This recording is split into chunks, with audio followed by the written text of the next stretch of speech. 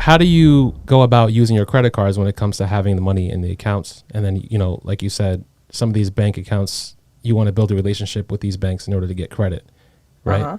So what are these banks looking at when when you're trying to qualify for a credit card, or, you're trying to get approved for something? So they're looking at your credit report. Okay. And some institutions, when you already have relationships with them, they're looking at how much money's coming in and out your account. So if your account is constantly insufficient funds, and you're like, oh yeah, they internally they can see that. Is that checking or savings? Does it matter?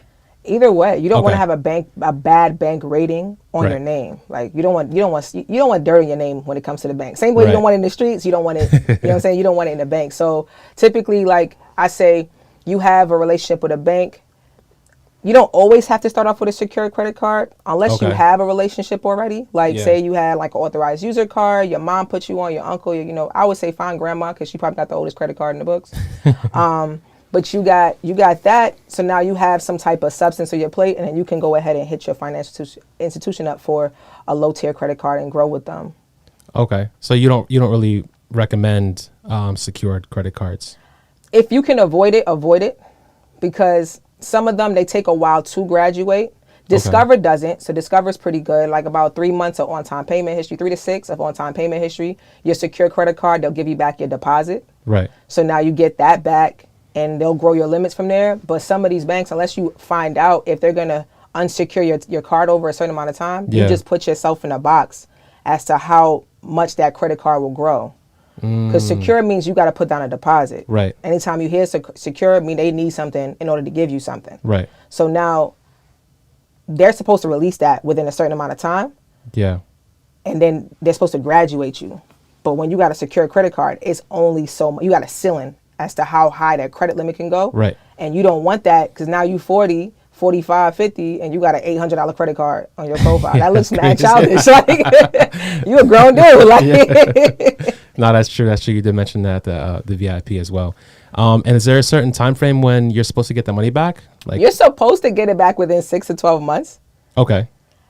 Some banks are shiesty. I ain't gonna say they all shiesty. Some banks are weird because I know a couple they didn't give them back their secure deposit for 5 years of on-time payment history. Because they didn't ask, or because it's supposed to prompt to come back within 6 to 12 months. Right. But if they could hold your money, they're gonna hold your money. So I would say, if you've been good with the card, call them and be like, hey, my card is like I've been good for 6 to 12 months. Like, what's up? Give me back my secure deposit. And I had people do it, and they got their money back within they try to fight them on like, oh, you can't return it. It's like, nah, we get that back legally. You can get that back. So now, how long after let's say you graduate from that, right? I'm not saying that most people have secured. Is there a good starter card, something that we can, just definitely get approved for and then build up from there? So my top 3 to get started with is an American Express everyday blue card, the clear one with the blue box, because it's good to get in the Amex family early. Right. With a low tier card. It's super easy to get that one. They're not going to be looking at you crazy. It's no annual fee on the card. So it's not like you're starting off your financial relationship with a whole bunch of debt or even just an obligation to pay them to use their product.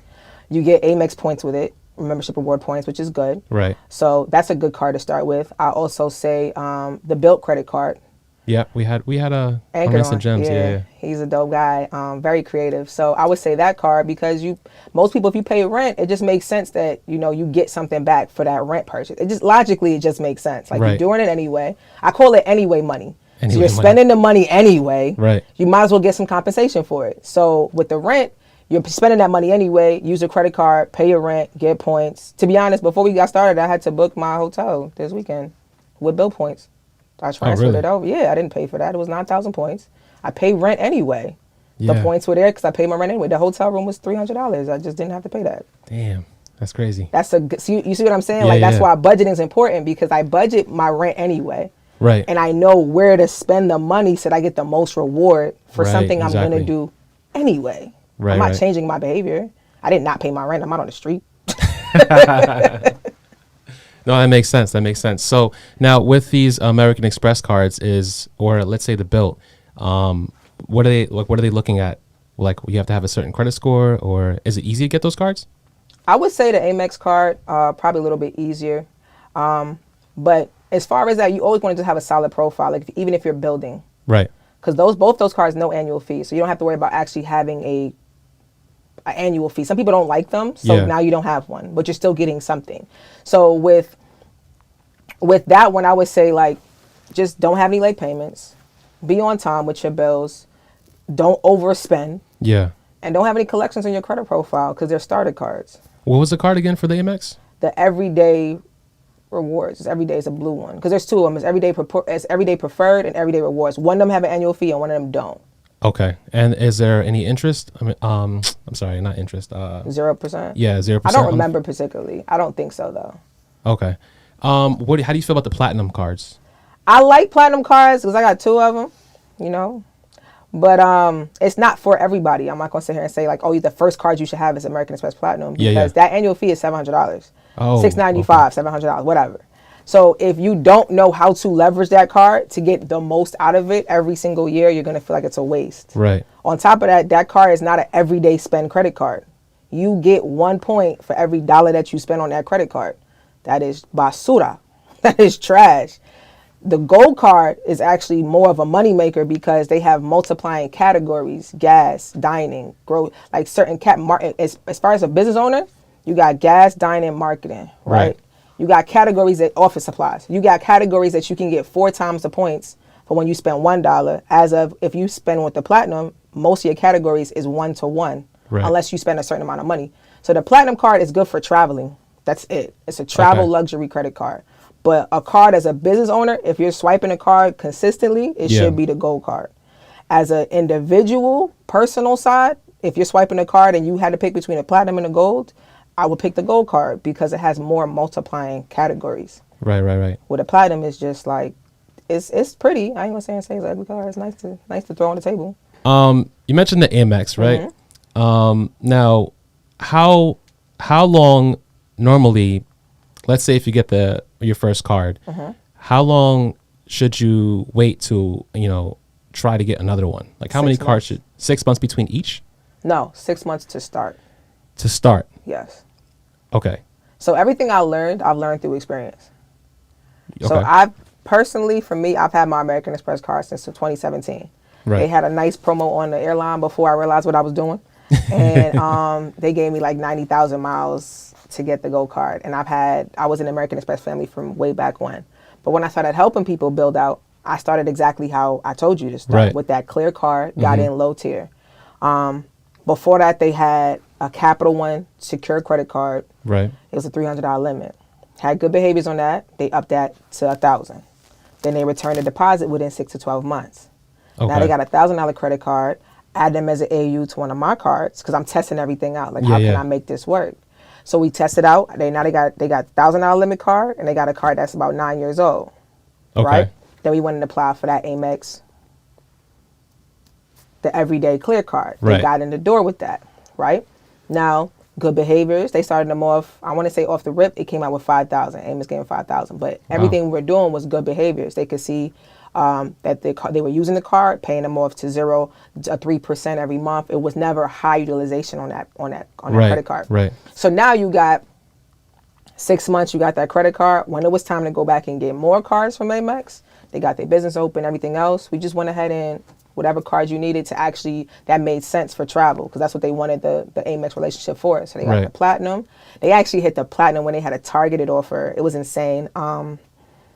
You had to spend $30,000, but you got 250,000 Amex points, which is phenomenal. It's over now, so that link is gone. So sorry to tell you. That one's over, but they got that. They got the gold card around the same time, so they got another. I want to say it was 120,000 bonus points, and then Hilton Aspire, they get automatic diamond status, and then they went and did the Blue Business Plus in cash for the 0 interest because they were going to do like an Amazon store. Right. So they got their travel cards, they hit their bonuses, everything they needed, and then now they have the 0 interest to continue to run the business and get points that way. But they started with that small card, and then the rest of it they got within like 30 days. 30 days. Within that amount of time. Wow. Okay, so do you recommend, so how many cards should we have? That's up to you. Does it matter? Do they look at that and say, oh, you have too many American credit cards? The credit. In general? In general, yeah. Overall, you don't want to look like you're thirsty in a short amount of time. Right. You can look thirsty over 5 years though. That's incredible. But I wouldn't say go get 50 cards in month 1 and month 2 try to get 50 more. Like they're gonna look at you like you're pressed, and they will tell you like you have too much credit or you've been searching for too much credit when they deny you, which is a good thing to know. Like, why did you deny me? Because of these reasons. They have to tell you. Right. So as far as how many credit cards should one person have, minimum you should have 3. Maximum, how much you can control without putting your foot in your mouth and having you on the corner. Okay. I would never say, oh, you need 15 cards. That doesn't make sense. If you can't handle that, you just put yourself in hot water. But if you can handle 3 and handle them effectively, but have the right 3 cards. Okay. So, all right. So now you have this relationship with these banks and so on, right? And you have your cards. How can you get the 100,000 that we're talking about here between all 3? So I told you guys about having those different bank accounts, right? Right. So I said go to credit unions. Credit unions. I like PenFed, and you can get into PenFed. You want to play how to get? I give you how to get to PenFed super easy, right? So there's this company. It's like a foundation called American Consumer Council. Okay. And you can get a membership within an hour. Because they have to send you the code. So you fill it in, all right? You fill it in. It's American Consumer Council. It looks weird, but the site is legit. Okay. And once you sign up to be a member, they give you a certificate. That certificate and number will get you into like over 100 credit unions without having to be affiliated or live near them. PenFed is one of them, yes. Okay. All right. So that's an easy way to get in. It doesn't work for like Navy Federal, USA, and stuff like that, but that's an easy way to get into a credit union because American Consumer Council has the relationship for you. Credit unions are relationship banks. So because you need a relationship, you need a friend. Who's your plug? They are. So now you get in using their plug, using their affiliation. You don't have to move. You don't have to go and bank. You got your code. Once they give you your code, they're going to send it to your email. Sometimes it take a little bit of time, but once they send it to your email and they ask you what's your affiliation, you just put it in. It says American Consumer Council. They ask you for your code. You put it in, and you get into the bank, no problem. And now you can start building those relationships. And credit unions, they love you because they're member-based. They need more people in their banks in order to have more money to lend. Right. So Navy Federal, you have to have a relationship with? Navy Federal, you either have to be affiliated with the military or have family in the military to get in. Interesting. So what if you don't? You either have to have affiliation or family member or friend. But people are kind of funny about giving their access code out because if I give you my access code and you're a scammer, they'll close my account. Yeah, that's kind of sus. So that's why people are kind of like, they're funny about giving out their codes. Yeah. Because you don't want to ruin that relationship either because Navy Federal is a generous bank. Right. So my friend actually got his auto loan through them, but I don't think he's in the military, so I didn't even know he knew anybody. He has to have some type of, he had to get an access code to become a member. Right. I didn't even ask him about that. Someone definitely asked him about that because he got a good interest rate at the time with his car. Credit unions give the best interest rates. Yeah. The best. Like you can go, even I was looking at Teachers, Bethpage, Connexus. Their interest rates are incredible, and a lot of the credit unions, they don't start you with the debt right away. Right. So you buy a car, you got 90 days before you got to make your first car payment. Yeah. So if you're into any type of like car sharing or et cetera, you got 90 days clear free to just collect profit. Yeah. That's exactly what. Yeah. Exactly. Bigger banks don't really do that, but credit unions, I got a list of like 15 in one of my notebooks of just who do 90 days. Wow. I just gave y'all 2 of them. Okay. So now what's the, you mentioned 25,000, right? When you apply. So how do you, what's the play for that to get to 100,000? So essentially what you want to do is kind of what, you know that song by Uncle Luke, When I Dip, You Dip, right? So I call that the double dip. So some banks, when you, especially credit unions, when they approve you for one credit line, they'll give you a matching offer for another credit line. Okay. Now you could think to yourself like, yo, why don't you just give me everything on one card? Certain credit cards and credit card products have max limits. Okay. So instead of getting 50,000 on one card, they might only give you up from 5,000 to 25,000 on a credit card. Right. But now you have another product here because they already pulled your credit profile, and on that product they'll give you they'll match the offer. So now you got 25,000 on one card, and they're gonna match it to the next card and give you another 25,000. They already pulled your credit profile, so you only got one inquiry. Right. because you're going to do it within the same time frame. You're not going to wait 30 days. You're going to you approve me? Bet, let's go. Let's run this back. Let's run this right back. Like, let's just, was that Drake song back to back? You're not supposed to talk about that no more, but you know what I'm talking about. I mean, I don't know if I should know that. I don't know if it's safe to say I know that song because I might get aired out again. You know what I'm saying? Who knows? Okay, so now how do you go about doing this with multiple different like banks and kind of not staying like under the radar, but like where you're not going from, like, let's say if you apply with one bank that goes through TransUnion, how do you go about? So I'm going to give you guys a great resource. Low. I'm going to give you guys a great resource. All right. One of the resources that are super phenomenal for you guys to tap into is a website called Credit Boards. Credit Boards? Credit Boards. Okay. BOARD. I teach math, not ALA, so if my spelling's off, that's your fault. Okay. So, so Credit Boards is a good resource because a lot of people share the data points of the banks when they got their when they get their results. So maybe they live in Topeka, Kansas. Okay. Yeah, Topeka, Kansas. And in Topeka, Kansas, Chase doesn't pull from Experian. Maybe in that region they pull from Equifax. They go on there and they put that down and say, hey, I live out here. I went and applied for a Chase card. I live in Topeka. They pull from Equifax and I got $10,000. Right? So now they just share some data points because everything's is data collecting, right? Yeah. So they just share the data point for you, and there's many other people that are on there that will share that.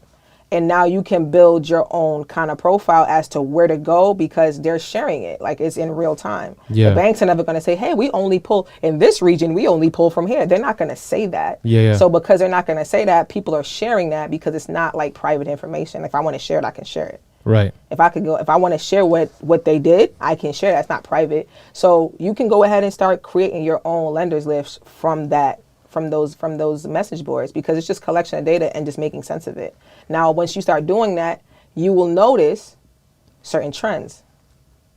And then you can put your own list together. Because if I know specifically PenFed, in my experience, pulls from Equifax. In my experience, Navy Federal on the personal side pulls from TransUnion. Right. In my experience, Nassau Federal Credit Union pulls from Experian. So now I just listed 3 credit unions that pull from three separate companies. Remember, these credit reporting agencies they're not a conglomerate. They are separate companies, separate CEOs, separate CFOs, separate COOs, separate accounting firms, separate locations. They're in separate states. Everything about them is separate. They do not share. If you had to sue them, you have to sue them all separately. Right. Because they're not one thing. So once you know that, if I know PenFed, which is a credit union pulls from Equifax, that's 1 inquiry, 2 products, $25,000 each. We have $50K.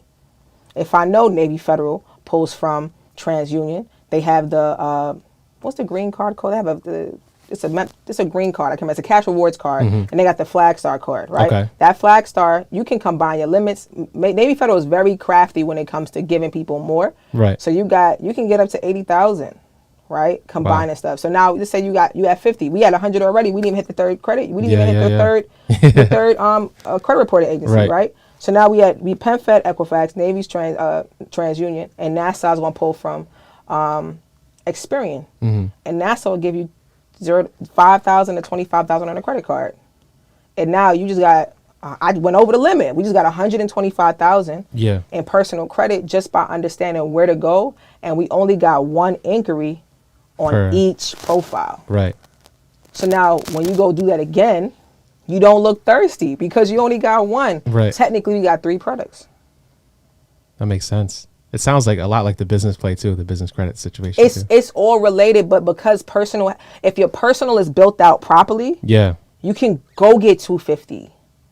But it has to, like, your foundation has to be set. You cannot have sand, pebbles, seaweed. Like, you have to build it with bricks. Right. So I hate when I make drug references, but they all relate. Like, it really is. The credit is a trap. But it has to relate. It has to flow that way so that you now build a solid foundation. So when you go to the business side, it's like, yo, look what I did with my personal. I'm taking care of it. I'm killing that. Yeah. Let's go run it up that way and do the same thing. So and you got the data already. I just told you where to get it from. So now, okay. So it's got spicy real quick. So now that, like, one thing I'm not understanding about credit is that, like, these numbers always sound great, Like you can get $150,000 of business credit. You can get $100,000 of personal credit. But like, what are people doing with this other than just, because from my standpoint, it's like, all right, well, if I have a higher credit limit, then that means I can spend a small amount and it won't affect my utilization. But other than that, what's the benefits to having so much credit? Access to money. So I'll tell you a personal story. So this is years ago, and COVID has my timelines all jacked up. So if I like mess up a year, don't crucify me. Okay, so I want to say it was 2018. I was looking to get into real estate. Heavy. I was on YouTube University. Crazy. Yeah. I started following a couple pages, and I had a dream that I was gonna go buy a path for Detroit. Right. So I'm like, Jesus put it in my heart. I'm gonna go do it. Yeah. I didn't know nothing about anything. But I knew that I was studying this YouTube page. And then I started Googling stuff. And then I started having my own data. And I bought a flight. Next thing I knew, I bought a flight to Detroit. I was in Motown at the Motown Records Museum, right? And I found 2 houses. Both of them were 2 families. 2 of them had, it was 2 families, so it was 4 units in total. 2 units were Section 8 tenants. 1 tenant was there for like 10, 12 years. And the next one was vacant and needed to be fixed up, right? Total off for each property was about 52,000. So total was about like 104 to get the 4 units, right? That's a solid deal, right? You got Section 8 tenants, they paying like $7,850, right? That's not bad. That's good numbers. It's making sense. I'm using the rent calculator, all these things. Everything's making sense. Right. And I needed $8,000. I had the rest. I flipped half my sneaker closet. Remember I told you about what's in your closet? I sold half my sneaker collection. I needed like $8,000. I didn't have $8,000 left in sneakers to flip. So I'm like, I'm not going to sell it because I need $8,000. I go ahead now and I'm asking my dad because I didn't know about asking other people. Right. Or I didn't understand credit fully. So I'm asking my dad. He's like, I'll give you the money. But I found out after that, because it's an investment property, he needed to sign on. I couldn't get a gifted money. Yeah. Right. I know now I could have just used I could have leveraged my credit and got that money. But I didn't have huge credit lines like I do now. Right. So sometimes I'm not saying that you should be using your personal credit cards or personal credit to get into any type of real estate situation. But in that situation over 3 years, that those properties went up to like combined value of $265,000. Damn. And it was a rental cash flow. So I could have easily paid that bread back off from the money that I was getting and got into real estate super low ticket. But because I didn't have that knowledge, 1, and then limits 2, because I had $3,000 limits at that time. And I didn't fully understand how to grow it because I didn't know that kind of like hindered my progress. Now, I'll never say that wasn't a situation that I learned, like I didn't learn from, because it definitely sparked my urge to kind of want to know more because I don't like to hear no. Like, it's pen fed, bro. Pen fed. Sorry, I'm looking at the chat. It's pen fed. And everybody go like the video too, please. Y'all getting a lot of gems, man. The only thing we want you to do is like the video. It's like almost 250 on here. It's only like 70 likes. Like, come on, give me a break, guys. All right. Yeah, guys, please like the video. And if you guys have any questions, make sure you guys drop them in the comments as well. So that's how I got into it, and that's pretty much what sparked my urge to want to know more because I was pissed. Yeah. And when I found out, like, I want to say it's around pandemic that the house appraised for like it went up so much, I'm like, yo, I did the due diligence and I found it, but I didn't know how to get the money. So now I'm never not gonna have access to the capital to get into something because I didn't know what I didn't know. Right. But now I do. Yeah. So money's really never the issue. It's access to information that's the issue. So now that makes sense because I've never, I guess it's more situational, I guess, when it comes to having that money just in case. So now when you use that money, how do you know if it's worth it to use that credit? Because like, what if you have interest or what, like should you use it on something that's going to make you money right away? Or like, how do you go about like gauging what you're going to use your credit for? And if it makes sense to use it for, whatever investment property you had. Got you. I don't use personal lines of credit to do any investments. I use personal to make it look good. Gotcha. So you want to always make stuff look great. Like your presentation, when you come somewhere, you don't want to come in there bummy looking crazy because everybody gonna be like, yo, that's that bum that pulled up today. Now your reputation is tainted. So you want to make sure that your presentation is well. So I use my personal credit profile as a presentation. It's my resume, right? All right, look what I'm doing over here. Now give me some of this over there. So I typically don't use personal credit to invest. I use business credit. Okay. But I leverage the fact that I have a lot of personal credit to get super amounts of business credit. Got you. Okay. That makes sense. Because if you're walking around with $5,000 limits, they're going to give you $5,000. But if you got $50,000 limits, you'll get more money.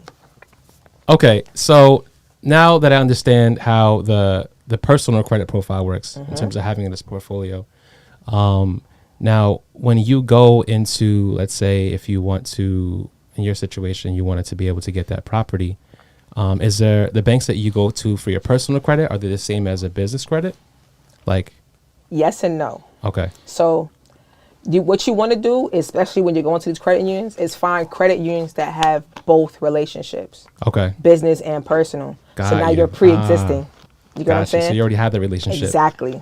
Unfortunately enough, PenFed does not have a business side. Right? Okay. But they're a good bank to start with on the personal credit profile side because they give high limits. Navy Federal does. So once you're already in the door with Navy Federal, as far as personal, you can go to the business side. Now, I will tell y'all, if you do it online, it takes like 3 hours. It's stressful. But you get in the door and your Navy Federal will take care of you. Banks like Langley Federal, they have business and personal. Right. Andrews has business and personal. Right? So those means that when you start on the personal side, and you're building that relationship, you got that ratchet account money going in or that savings account money going in. Now you have money coming into the account. They want to see activity. Right. They don't like to see dormant accounts. Yeah. That's why people get their credit cards closed all the time. Oh, I haven't used a credit card in 10 years.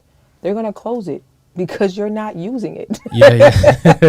They're going to close it. And if you ever use it, they're going to say dormant account activity because it's not common that it's being used. It could be flagged as fraud or whatever because you're not using it. So banks want you to use the money. Right. So now that you have that relationship on the personal side, that will help you when it comes on the business side because you're already in the system. Makes sense. It makes a lot of sense. Now, let's say you have a couple different businesses right now, right? And you have your personal credit. Now, are you able to get funding for each business, or is it just like a one per business type situation? Each business has a separate employee identification number. I think I pretty much said the same thing in the question, but you get what I'm saying, right? I get what you're saying. Okay. EIN. That's what I'm saying. Each business has a separate employee identification number. So each business has its own business. So if you got EIN over here, you get 100,000, 200,000. That's that person. Right. That could be Tukes LLC. Yeah. This could be Tukes Production LLC. This is a separate entity that needs money. Now, if you're PGing it, when you're personally guaranteeing it, all the inquiries are going to hit Tukes the person. But Tukes the business, that one got money. Now, Tukes Productions, this one got money. Tukes Moderating, this one got money. Tukes Questions, this one. I just gave you 4 different companies. You got 4 different companies that's now getting separate amounts of money because they're separate industries. They're separate companies. They're not the same. And on top of that, I mean, for tax purposes, not a tax advisor at all, but for tax purposes, that you can't say like, oh yeah, I got the money for Tukes LLC to run all these businesses. They technically need their own money. Okay. So that's what I was going to ask. That was my next question. Got you. And that's collectively how people go ahead and get $1 million in credit. Because if you get 4 LLCs and you got $250 each, that's $1 million in leverage. Okay. That's making sense. It's making sense. Everything ties together. A good budget will help you create a better credit profile. Better credit profile will help you go ahead and get money for your business. Now, if you have a good business structure and you need the money to go into a deal, now you have access to the capital. You'll never be lacking capital. Right. And that's the whole point. Because the limit to money is the reason why people don't get into real estate or they don't invest. It's because I don't have the money. But no, you just don't have the right behaviors, to be honest, because it started off with just budgeting. Makes a lot of sense. All this is tying in. I see what you're saying.